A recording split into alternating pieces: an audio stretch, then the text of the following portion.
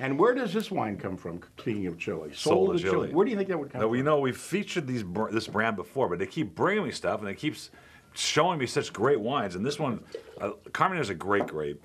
It does a lot of different things. I tasted one yesterday. It was really smooth and soft. This one's a little more aggressive. It's got some herbaceousness to it. It's got some smoke to it. It's good.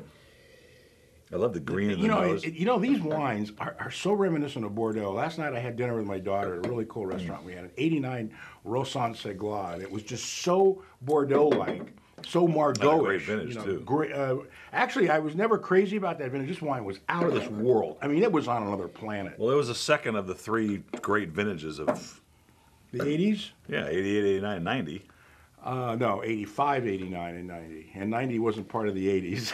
Maybe in your world, maybe you had so many drugs back then you couldn't tell them apart. But the fact is that it was a very ripe vintage. I remember that, I was looking at buying some of the 88s on futures, and the 89 vintage started in it was one of the earliest vintages in history, and they went nuts.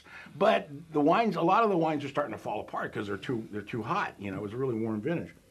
I like this wine. This wine has Bordeaux quality, It does. Earth and licorice and leather, and it just. I'm doing a 95 on this myself. Young. Oh, it's very young. 2010. $11.99. $11.99 on the reorder. That's incredible. Where's your mother? If your mother saw that, she would be right here right now. Did you see that out of your mouth. You didn't see the write-up on my dad, huh? No, I didn't. You're not Trojan. He got a great article written about him in the Trojan Family magazine.